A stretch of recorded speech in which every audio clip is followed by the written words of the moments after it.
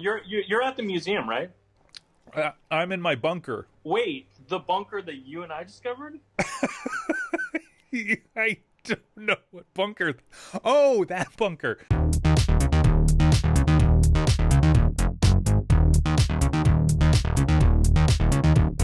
Hello and welcome back to another episode of Nothing New, brought to you in glorious whatever color your eyes are capable of picking up. Although I have a theory that I'm the only real person and everyone else out there is robots, so brought to you in whatever ones and zeros your sensors are able of processing.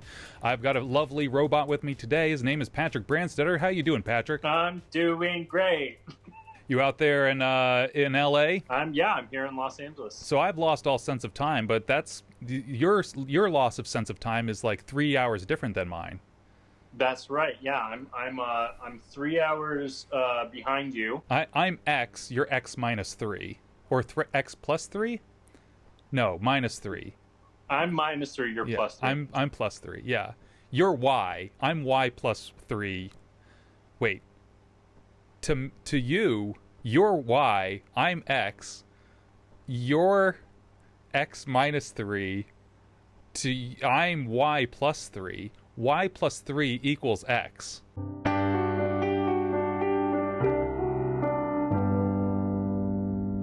also see that you're surrounded by tools of all sorts. What's going on in that room? Back in Vermont, when I lived in White River Junction, I had a piano shop.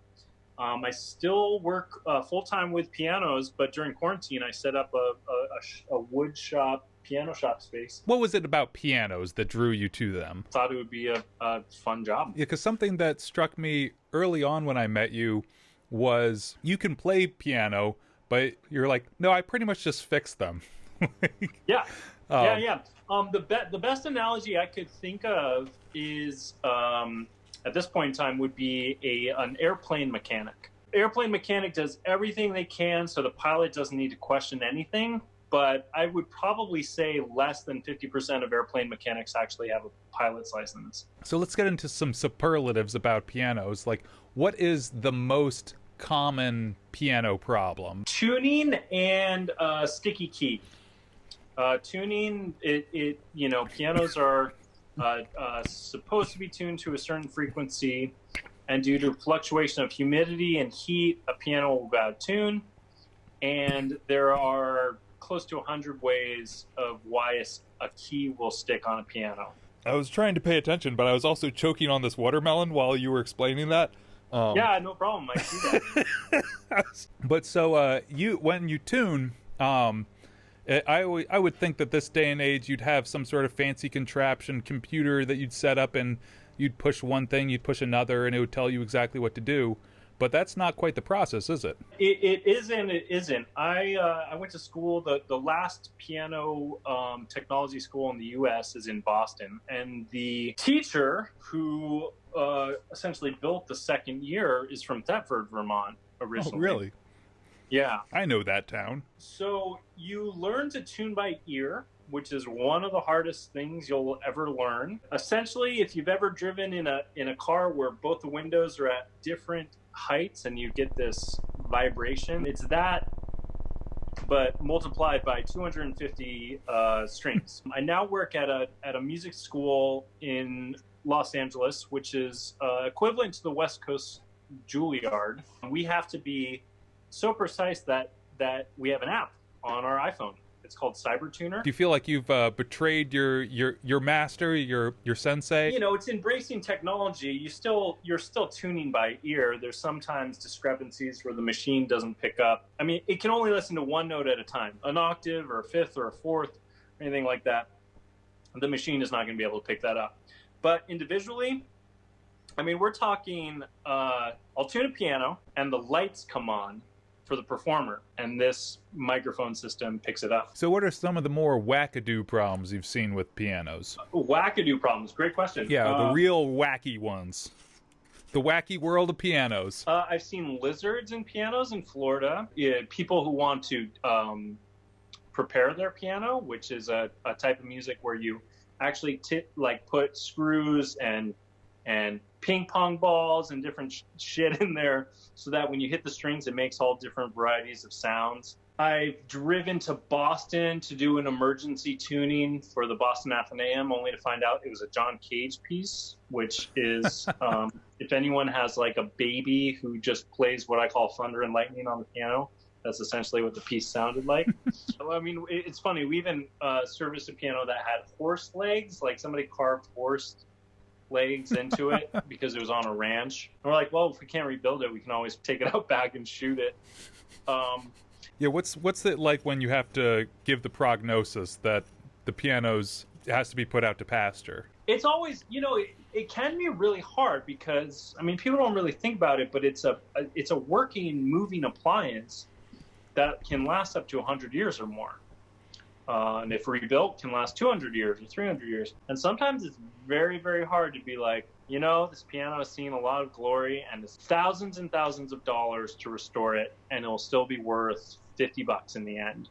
The piano industry was one of the biggest industries in the country. At one point, there were more pianos than bathtubs in New York. What about moving these things around, these mammoth instruments? The most heavy ones are around 12 to 1,500 pounds, so close to a car.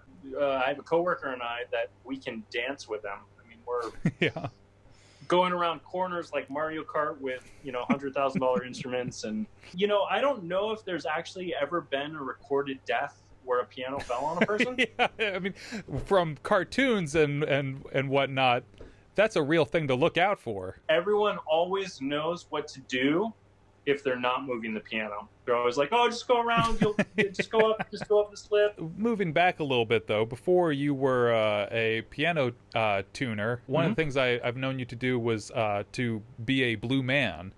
Yeah. So how did that come about? I started musical theater, and somebody said, like, wow, do you ever think of auditioning for the circus? Because I was an athletic kid and would do, like, flips. Vermont in particular has a really cool connection with Blue Man Group.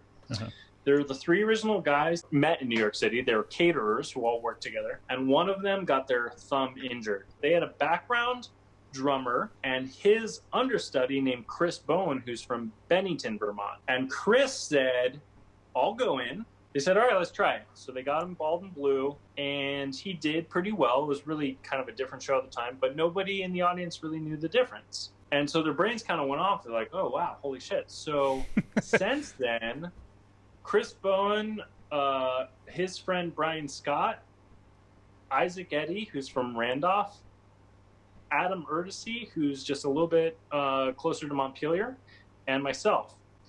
And Isaac Eddy's dad is one of the photographers for the Herald newspaper. And he said, what are you thinking of doing after high school?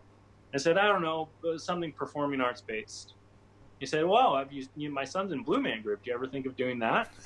Have you ever considered Blue Man Group? And I was like, no. So my dad and I went. I think I just turned like 17 or 18.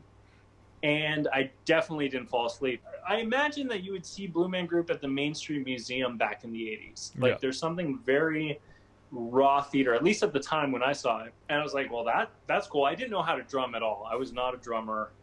But you knew how to fix them. Right, yeah, I did some.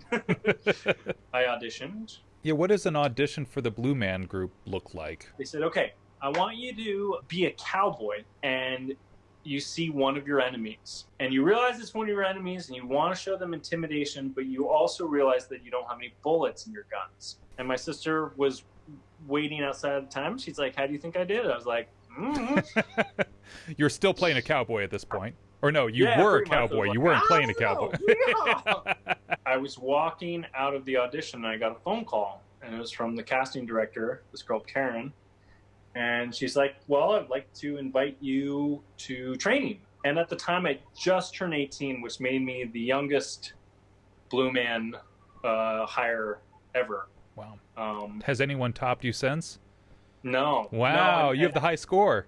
Or the low score? Or the low score, depending. It was a wonderful opportunity and dream job, in a lot of ways. The way we sign is we take paint from our head and we put it on their program. Or like some people would get kissed on the cheek and have the outline of the blue, and because it's petroleum based. It's like blue Vaseline almost. So you can sometimes be like, you're not allowed to talk, are you? And you'd be like, no, I'm not allowed to talk. And they'd be like, what? One of my favorite kind of memories and moments. I just learned this magic trick where you steal a person's watch. I might refer to that as a crime. Or I also learned how to, cook my books and my taxes. It's this magic trick. Just learned this magic trick. And there's a part of the show where we go out into the audience and we entice one to pull this power box to turn off all the lights. I put his hand on the lights, and I took his watch, and I handed it in the dark to another blue man who instantly knew to put it on.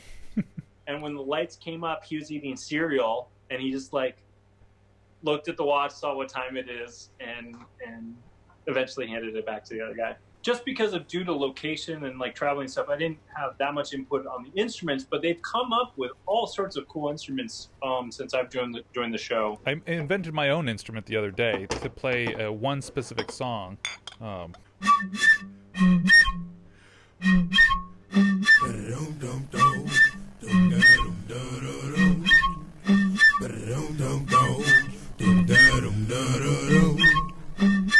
There was a theremin for sale, and it was a really great price because it had never been touched before. You know who to talk to about theremins in White River, right? Is that John Appleton? I remember at the Mainstream Museum there was some band that went on before Rabbit Rabbit. Oh yeah, and they were tapping a rock. Oh yeah, eggs. Okay, and there's guitar with cymbals, and they're and he goes over and he leans to me and goes, I haven't listened to this song for fucking years. Well, before I let you leave, do you want to answer some listener feedback with me? Sure, absolutely. How do you defend your strawberries from Triantosaurus? How do I defend my strawberries from a Triantosaurus? Oh, sorry, that's the name of the person that wrote it. How do I defend my strawberries? How do you defend your strawberries? Laser beams. Where do you get these lasers? The store? Duh. Laser store. We're California. We're LA. They have everything here. Yeah, LA. Short for lasers. Laser. Yeah. So, Chico, I'm going to have to ask you, did you see my apple peeler that I got in Queechee? I don't know. Maybe I could show you my apple peeler. Okay. I mean, yeah, I've just got, the standard guy. It's in red. I think that's a little bit of a curiosity. I feel like they're usually green. But, it gets the job done. It peels the apples. What's nice about it is I still have the box, so, it still retains its value as a collector's item. What am Looks like this? How does that peel an apple?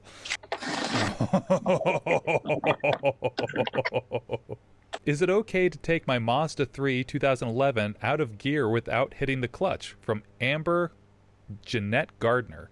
You can shift through gears without touching the clutch, as long as you're syncing up with the synchros. What's a synchro? If you've ever had a car where you put it into first and let go of it and it pops out back into neutral, that's what the synchros are. They actually are holding the place of the gear you're in. You slightly let off, you can pull it into neutral and then go back and be in second. You only have a very small window, same third, fourth, fifth. If you do it wrong, you're messing up your transmission. Yeah, definitely the pros don't outweigh the con, or however you want to say that. So this is from Silence. If you died, why? I would narrow it down to 3. COVID-19, maybe. A car accident, because people in LA are fucking crazy drivers. Just statistically. Or something really, really random. If I was driving and there's an overpass and an 18-wheeler truck fell from there, how do you defend yourself from that? Lasers. The same way you just defend your strawberries. You could maybe be the first to have a piano dropped on you. I could be the first to have a piano dropped on me? Make history.